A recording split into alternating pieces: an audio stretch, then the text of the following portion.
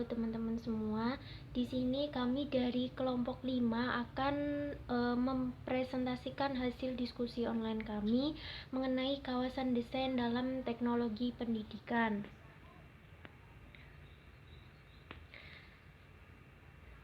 Nah, yang pertama, kalian harus mengetahui terlebih dahulu apa yang dimaksud dengan desain.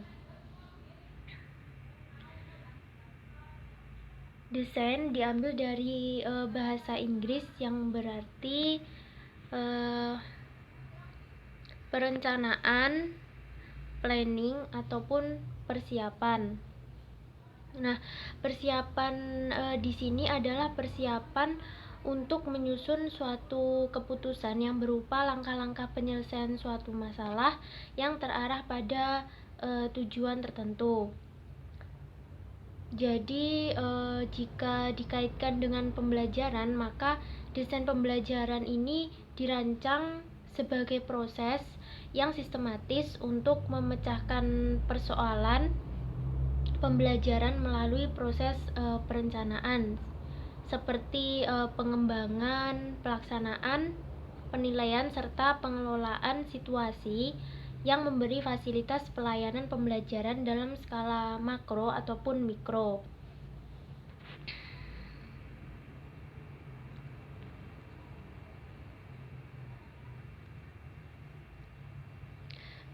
Nah, di sini saya akan mengartikan kawasan desain.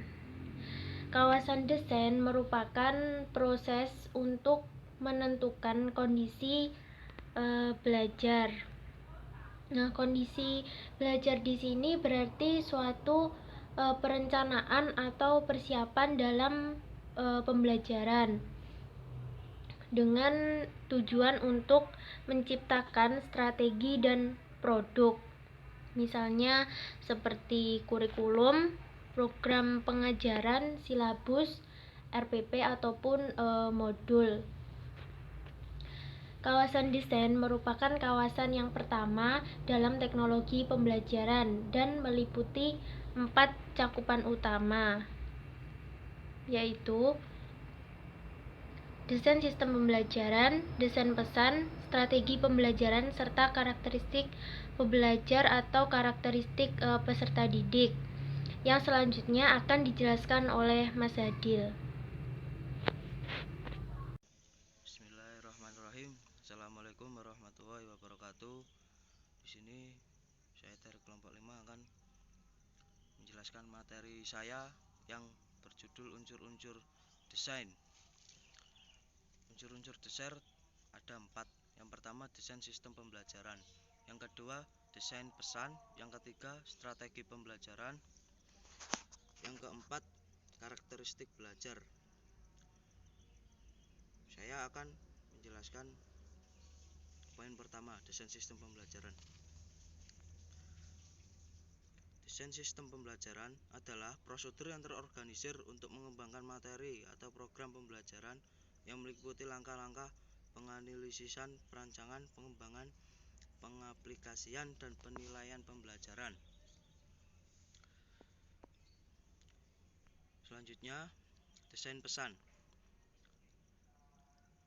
Desain pesan adalah informasi yang akan disampaikan kepada siswa.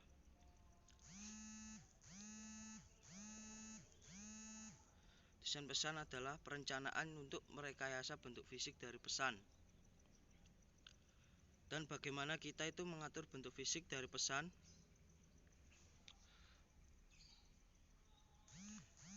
Agar terjadi komunikasi antara pengirim dan penerima. Selanjutnya, strategi pembelajaran. Strategi pembelajaran adalah spesifikasi untuk menyeleksi serta mengurutkan peristiwa belajar atau kegiatan belajar dalam suatu pelajaran. Perencanaan yang berisi tentang rangkaian kegiatan yang didesain untuk mencapai tujuan pendidikan tertentu. Rencana tindakan, rangkaian kegiatan, termasuk penggunaan metode dan pemanfaatkan berbagai sumber daya atau kekuatan dalam pembelajaran yang disusun untuk mencapai tujuan tertentu. Yang selanjutnya, strategi pembelajaran itu memiliki beberapa komponen. Yang pertama, urutan kegiatan pembelajaran. Contohnya pendahuluan, inti, penutup. Yang kedua, metode pembelajaran. Contohnya ceramah dan diskusi. Yang ketiga, media yang digunakan. Keempat, waktu tatap muka. Kelima, pengelolaan kelas, lingkungan belajar, dan lingkungan sosial emosional. Perbandingan unsur-unsur dalam kawasan desain teknologi pendidikan. Yang pertama, desain sistem pembelajaran. Yang pertama, sebagai pengaturan sumber daya dan prosedur. Ini digunakan untuk memperkenalkan suatu pembelajaran. Yang kedua, memiliki tujuan utama untuk mengembangkan kemampuan manusia yang dapat dikatakan mengandung sistem pembelajaran sistematis dari perencanaan sistem pembelajaran dan pengembangan pembelajaran adalah proses pelaksanaan rencana atau perencanaan pembelajaran. Yang keempat yaitu pencarian pengetahuan baru tentang bagaimana orang belajar dan bagaimana cara terbaik untuk desain sistem pembelajaran. Yang kelima yaitu proses penelitian perencanaan. Yang selanjutnya, desain pesan. Ada beberapa prinsip desain pesan, yaitu yang pertama kesiapan dan motivasi. Siap di sini adalah siap diberi pengetahuan dan motivasi atau dorongan untuk melakukan kegiatan belajar. Yang kedua, penggunaan alat pemusat perhatian agar hasil belajar menjadi meningkat. Yang ketiga, partisipasi aktif siswa. Misalnya aktivitas mental yaitu memikirkan jawaban, merenungkan dan membayangkan dan sebagainya.